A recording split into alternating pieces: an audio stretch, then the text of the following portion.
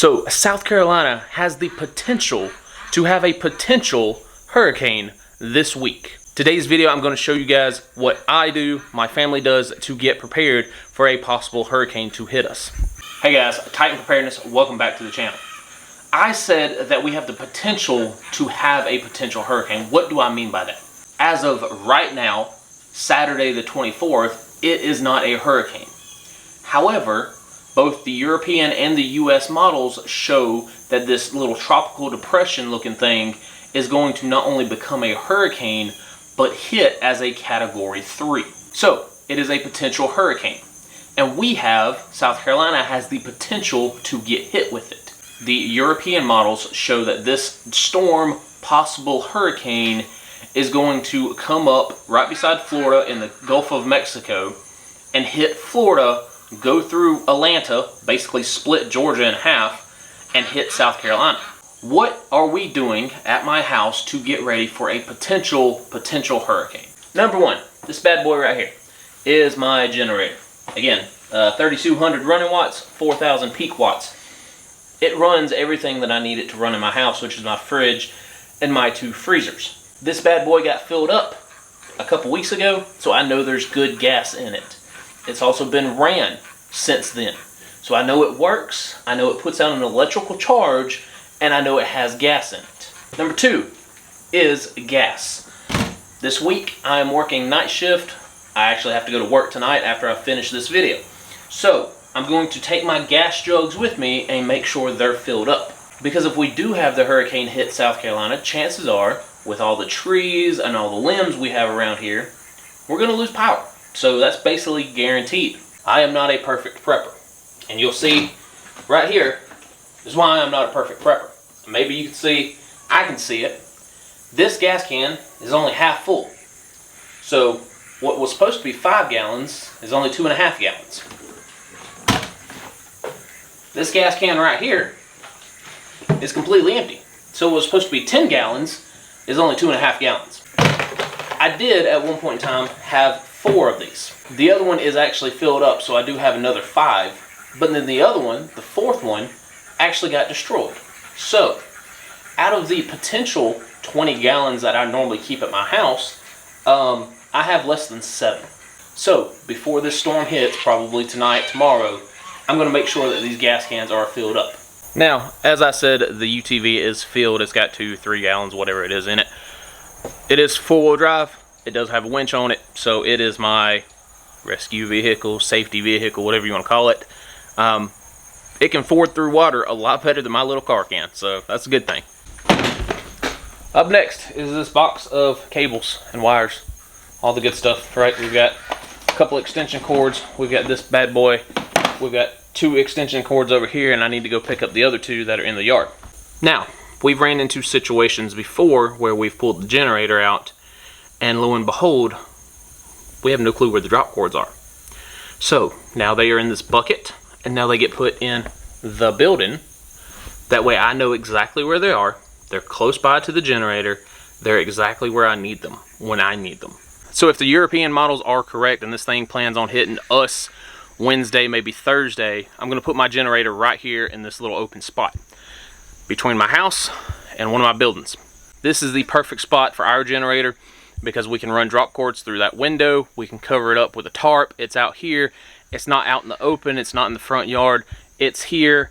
It's being blocked a little bit by the noise of the house, being blocked by the building.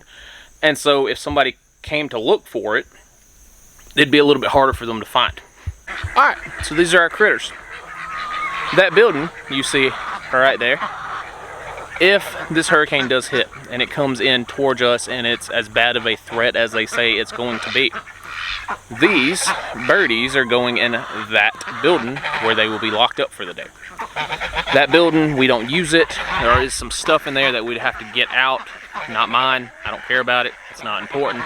But we would get it out and we put the birdies in the building, at least for a day, maybe 2 days. This is a fenced in area. It doesn't have a top on it. So far, we've not had any flying predators. However, these birds know how to escape. Now, if a Category 3 storm, hurricane, comes, well, we got some trees up above that can fall and hit them. We've got this area and it floods all the time.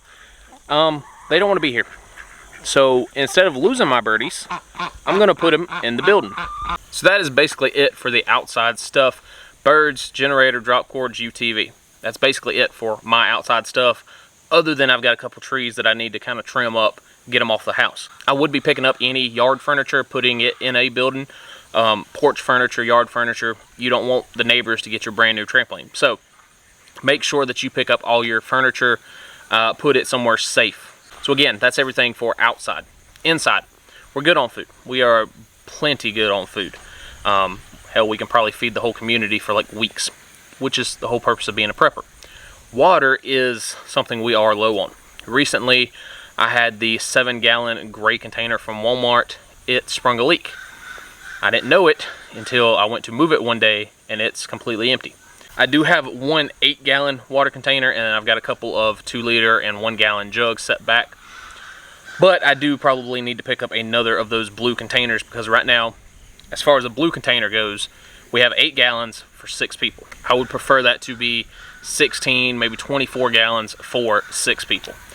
My kids are small, so they don't necessarily need a gallon of water per person per day like the recommended daily is. But it's better to have it and not need it than need it and not have it. So I will pick up another one of them. So gas, water container. Need both of those. If this is your first experience with a hurricane, go ahead and buy things now and get stocked up, because you're going to need them. Hurricane season is not just for a day. It's not just for one storm. This is going to last until December, January time frame. And then you're going to start running into wintertime preps. So your hurricane preps still work for wintertime preps. First thing I recommend picking up is canned food, right? This is easy to eat, easy to open meals. These are meals in a can. Don't pick up crap like damn green beans and corn and fruit medley. That is not going to fill you up. You want food products that are going to put some meat on your bones. This, you're going to be full for an hour, 2 hours, 3 hours after. A can of green beans, you're going to be hungry by the time you finish the end of the can. Pick up calorie dense, easy to open, easy to eat canned food.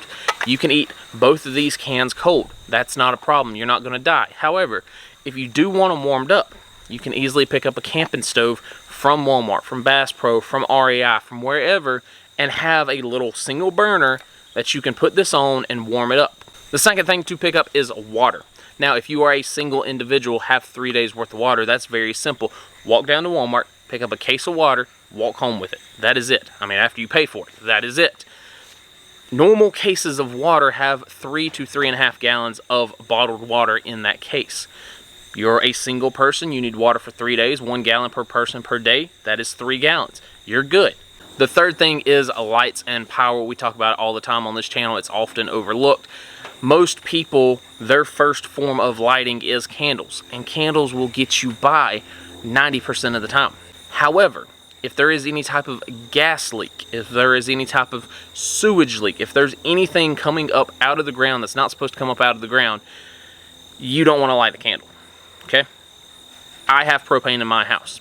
If we had a gas leak and that gas somehow got inside, maybe we leave the stove on, right? We forget to cut it off, we leave the stove on, we have our house filling with gas. I don't want to walk around lighting candles because then my house go boom. That's not what you want. You don't want to be flooded out and then blow your house up.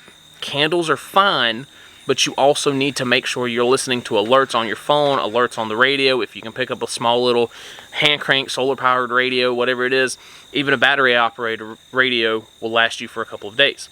Listen to alerts. If they say, hey, there's a gas leak in the next house over, in the next apartment over, don't light candles. Flashlights and headlamps are your best bet. This right here is a cheap $10 little flashlight from Walmart. 10 bucks. No, it's not a headlamp. No, it's not extremely bright. Though it does have distance, which is real nice. It's a cheap flashlight. The best part about it is it is USB rechargeable. So you combine this flashlight with a small little power bank, battery bank that you probably carry for your EDC anyway, right? To keep your phone charged, to keep your whatever charged while you're at work. This is basically unlimited light. I like rechargeable stuff because I have a way to recharge it. This doesn't take a lot of power. And with a small 10,000, 20,000 milliamp hour little power bank, you can recharge this thing 10 days, 15 days, 20 days, whatever it takes, you can have light. And with a flashlight, if you set it up on a table and you point it to the ceiling, it's going to light up the entire area. Up next is medical. Medical is also often overlooked. You need some basic first aid stuff. Basic first aid, 4x4s, 5x9s, rolled gauze, Z-gauze, maybe some quick clot. That's the extent of it. Again, all this stuff can be picked up at Walmart. You can pick up a basic first aid kit at Walmart. You get what you pay for. That's all I'm going to say about those. They're not great. Will they get the job done in a basic first aid situation? Yes. Are they expected to save a life in a trauma patient? No. But most injuries that happen during hurricanes happen because either something fell on someone and hit them and cut them, or because that person fell on something and hit them or cut them. So you're not worried about a damn arm being blown off during the middle of a hurricane. You're worried about grandma who fell next door and cut her head open. 4x4, 5x9 will fix that. If you're not ready for a hurricane, go out and get ready. Again, hurricane is not just one storm. You might only get hit once, but it is a season long, and we are getting pretty busy. And like this storm, right, it formed 3-4 days ago, and by the time it hits 3 days later, it's going to be a category 3. So more intense storms, more active storms, chances are everywhere is getting hit this year. So if you're not ready, go out and get ready. Anything else that you guys would add, of course, post it down in the comments section. Anything else I should do, post that down in the comments section as well, and I'll take it into consideration. But guys, I appreciate you watching. Again, I'm filming this video before the storm hits. If we do get actually hit with it, we'll do an update video, might do a live stream to do something like that.